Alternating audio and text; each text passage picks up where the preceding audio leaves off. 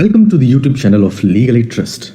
This video is one of the series of educational videos that will be available on this channel under the category General Awareness. Hello friends, in today's video, we shall discuss about the requirements for equity offerings for a primary listing on the main markets or exchanges.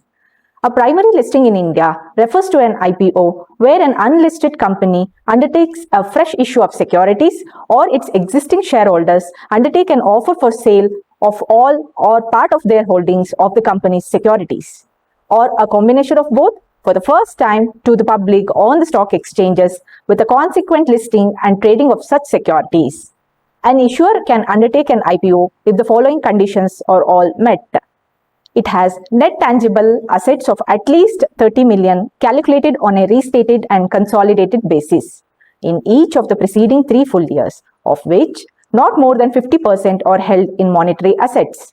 If more than 50% of its net tangible assets are held in monetary assets, it must have utilized or made firm commitments to utilize the excess amount in its business or project. This limit of 50% is not applicable where the IPO comprises solely of an offer for sale. It has had an average operating profit calculated on a restated and consolidated basis of at least 150 million during the preceding 3 full years, with an operating profit in each of these preceding 3 years. It had net worth of at least 10 million in each of the preceding 3 full years, calculated on a restated and consolidated basis. If it has changed its name within the last year, at least 50% of the revenue calculated on a restated and consolidated basis for the preceding 1 full year must have been earned by it from the activity indicated by its new name. An issuer not satisfying these conditions can still undertake an IPO if both the issue is made through a book building process, at least 75% of the net offer is allotted to qualified institutional buyers, that is nothing but QIBs. If the issuer has issued equity shares with superior voting rights to its promoters or founders, it can only undertake an IPO of ordinary shares on the main board. It must also satisfy the following conditions. The issuer must be intensively using technology, information technology, intellectual property, data analytics, biotechnology or nanotechnology in providing its products, services or business platforms with substantial value addition. The collective net worth of the promoter group to which SR shares are issued cannot be more than 5,000 million. The promoter or founder or SR shareholders must be executives in the company and must have held the SR shares for at least 6 months before the filing of the red herring prospectus with the SEBI. The SR shares must have been approved by a special resolution of the issuer's shareholders, where all the terms and conditions of the shares are notified in advance. The ratio of the voting rights attaching to the SR shares to the ordinary shares must be between 2:1 and 10:1 ratio. The issuer must not have more than one class of SR shares. The SR shares must rank equivalent to the ordinary shares in all respects other than the superior voting rights. General conditions. An issuer undertaking an IPO must also apply to one or more stock exchanges to seek an in-principle approval for listing of its specified securities and select one as the designated stock exchange. Enter into an agreement with a depository for dematerialization of the specified securities already issued and proposed to be issued. Have all its specified securities held by the promoters in dematerialized form before filing the offer document. Ensure that all its existing partly paid up equity shares have either been fully paid up or have been fortified.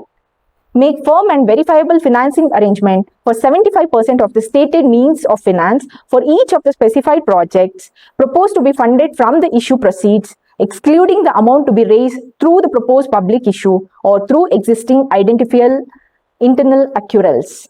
Not use more than 25% of the proceeds of a fresh issue for general corporate purposes as stated in the objects of the issue in the offer document. Other requirements. The following requirements must also be met for a primary listing. The issuer, any of its promoters, promoter group or director or selling shareholders must not have been debarred from accessing the capital market by SEBI.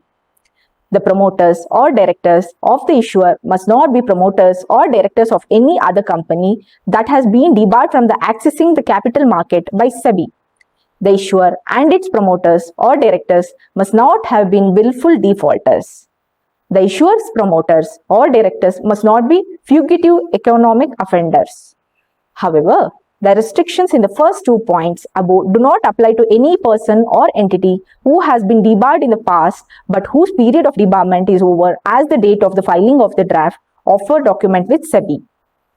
The issuer must not have any outstanding convertible securities or any other right that would entitle any person with any option to receive equity shares of the issuer except for outstanding options that have been granted pursuant to any employee stock option scheme formulated in compliance with the Companies Act and relevant guidance note or accounting standards, if any, issued by the Institute of Chartered Accountants of India or under the Companies Act.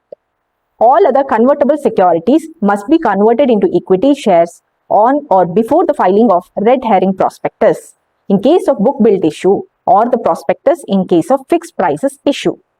Hope the information contained in this video was useful to you. Thank you for watching.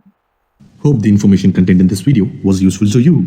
We look forward to each one of your support and cooperation in making this initiative a success. For more details about the trust, do visit us at www.legalaidtrust.in. Kindly subscribe this channel and click on the bell icon to get the latest updates about various law-related educational videos. Thank you for watching us and have a good day.